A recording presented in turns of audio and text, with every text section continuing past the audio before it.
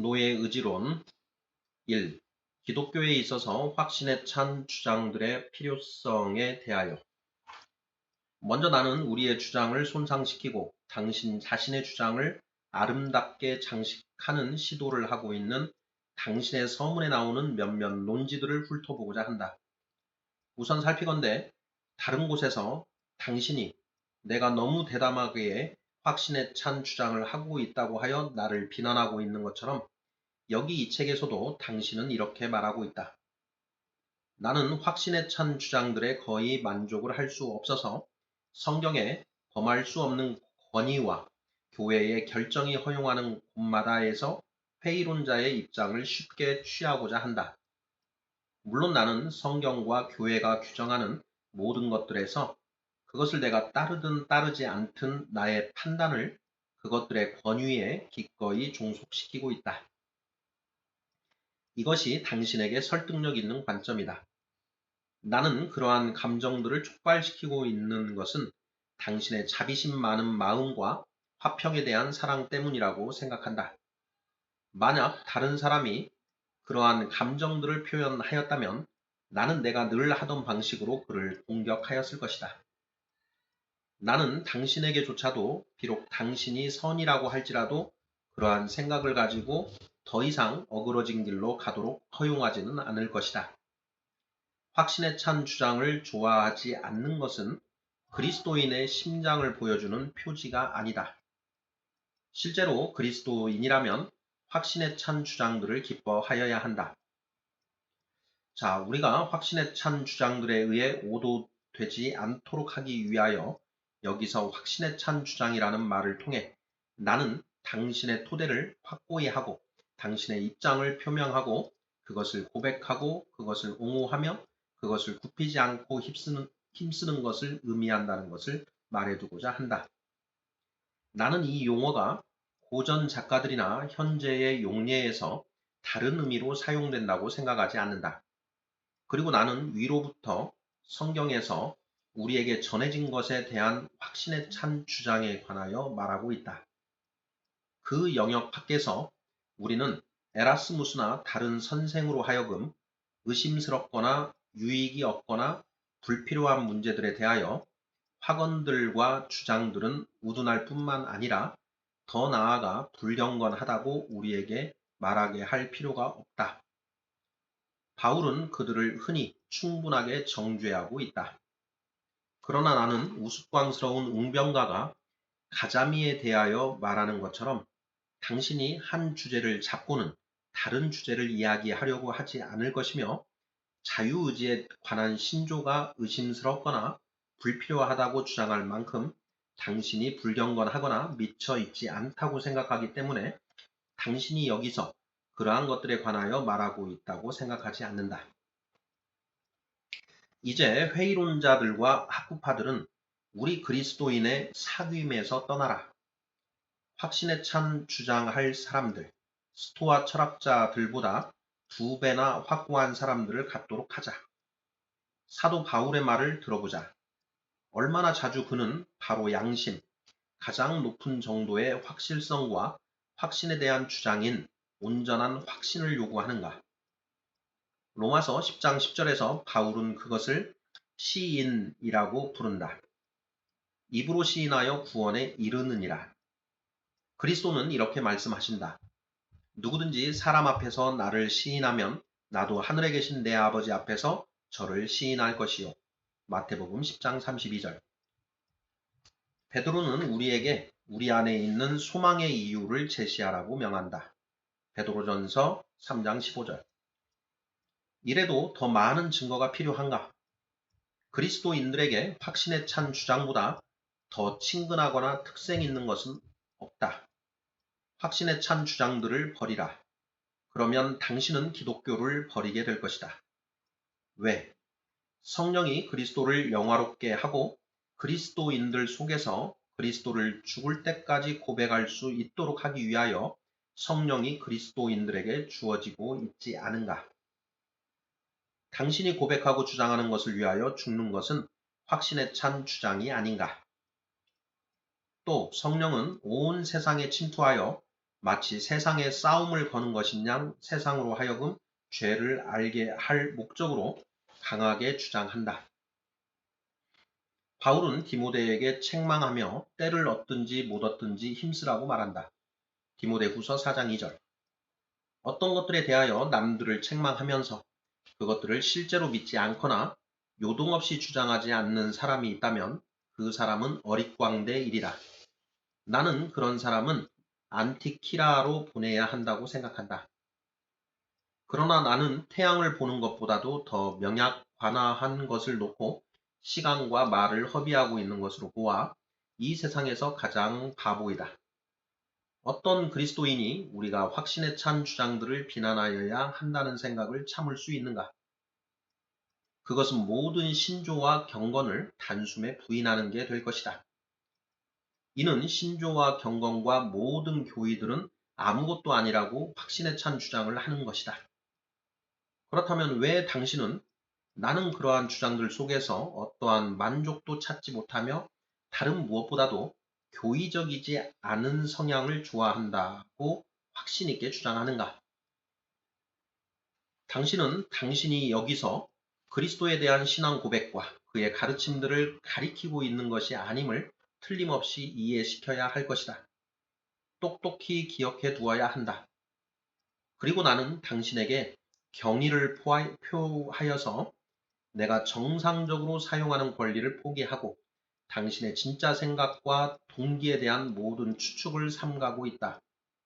그러한 것은 다음 기회로 미룬다. 아니, 다른 사람들이 그렇게 하도록 남겨두기로 한다. 다만 나는 당신이 당신의 말과 글을 고치고 나중에라도 그러한 표현을 쓰는 것을 피하라고 충고한다. 당신의 마음은 올바르고 정직할지 모르지만 당신의 말은 전혀 그렇지 않다. 당신이 진정으로 자유의지라는 주제가 꼭 필요한 지식이 아니며 그리스도와 관련이 있지 않다고 생각한다면 당신의 말은 올바르다. 그러나 당신의 생각은 신성모독을 하고 있다.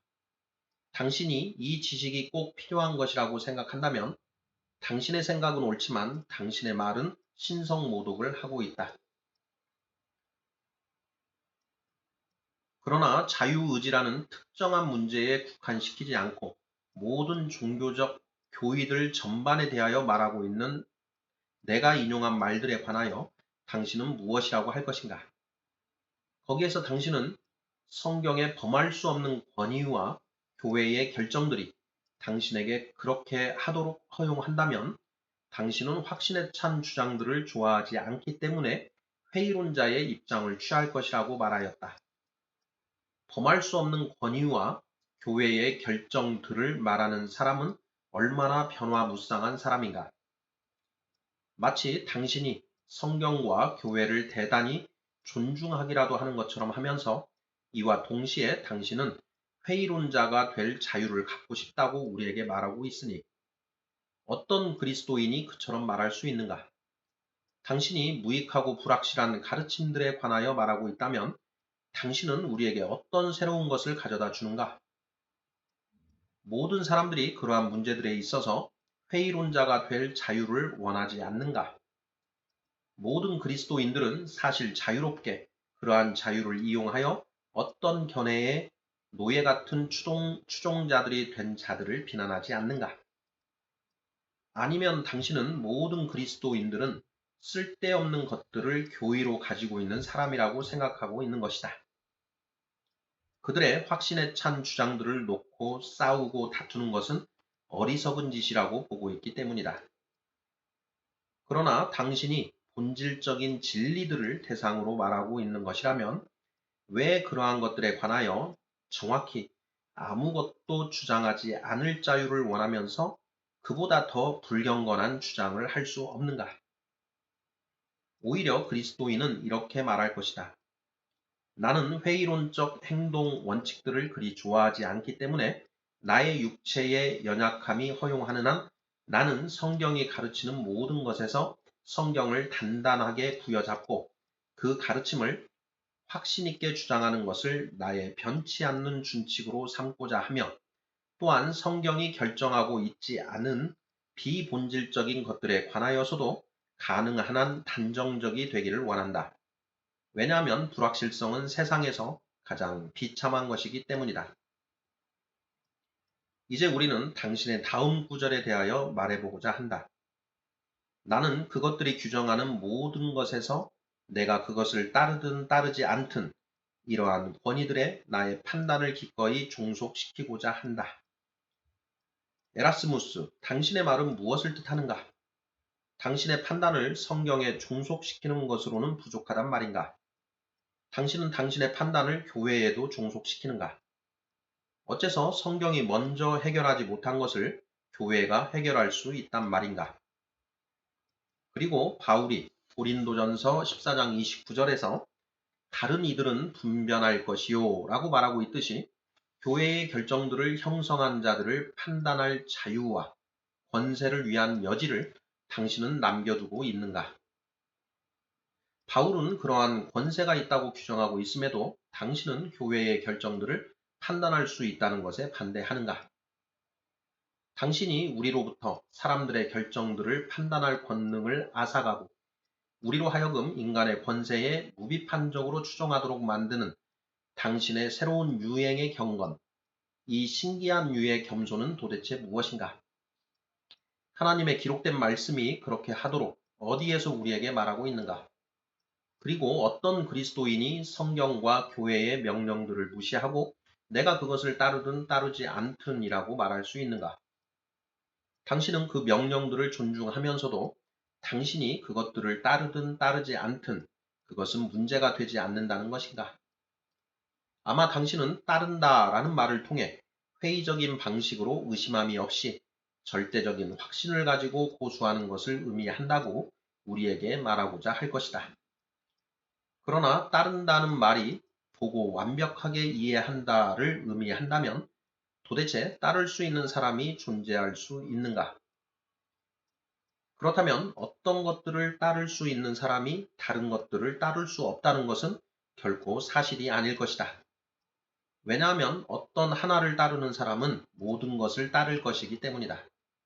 반면에 하나님을 따르지 않는 사람은 결코 하나님이 만드신 그 어떤 것도 따르지 않을 것이다. 한마디로 말해서 당신이 말하고 있는 것은 다음과 같다. 당신은 세상이 평온하기만 하다면 어떤 사람이 무엇을 믿든 그것은 하잘것없는 것으로서 중요한 것이라고 생각하지 않는다. 그의 삶과 평판과 복리와 영향력에 있어서 그들이 긍정하면 나도 긍정하고 그들이 부인하면 나도 부인한다고 말하는 사람과 우열을 겨룰 입장에 처해 있는 사람은 누구든지 당신을 좋아할 것이다. 그리고 당신은 그로 하여금 기독교의 교리를 인간의 철학자들의 견해보다 조금도 낫지 않은 것으로 다루도록 격려할 것이다. 물론 이를 놓고 싸우거나 씨름하거나 확신 있게 주장하는 것은 어리석은 짓이다. 그렇게 하면 나쁜 감정이 생겨나고 외적인 평온이 깨지는 것 외에 다른 소득이 없을 것이기 때문이다. 우리 위에 있는 것은 우리의 관심사가 아니다. 이것이 당신의 좌우명이다. 따라서 당신은 우리의 싸움을 멈추게 하려고 끼어들었다. 당신은 양측 루터와 로마 카톨릭 교회 모두에게 그대로 멈추라고 말하고는 우리로 하여금 그토록 어리석고 무익한 문제들을 놓고 더 이상 싸우지 말라고 강권한다. 되풀이 말하지만 바로 그것이 당신이 말하고 있는 것의 요지이다. 그리고 경애하는 에라스무스여, 내가 이 점에서 당신을 추궁하고 있다는 것을 당신이 알고 있으리라고 생각한다. 그러나 내가 말했듯이 말을 계속해보자.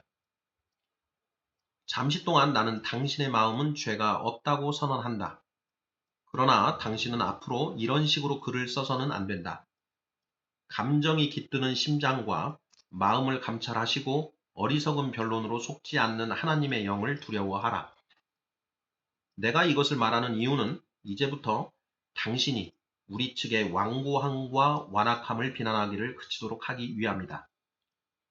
그렇게 비난을 해보아야 이는 우리로 하여금 당신의 마음속에 루키아누스적인 생각을 품고 있거나 에피쿠로스 족속에 어떤 다른 돼지와 같은 생각을 품고 있음을 알게 할 따름이다.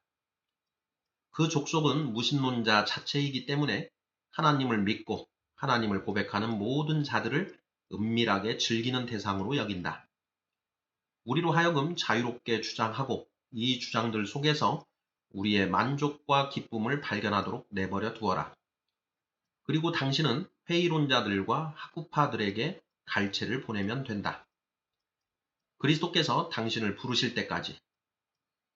성령은 회의론자가 아니며 성령이 우리 마음속에 새긴 것들은 의심이나 의견들이 아니라 확신에 찬 주장들, 감각과 생명 자체보다도 더 확실한 것이다.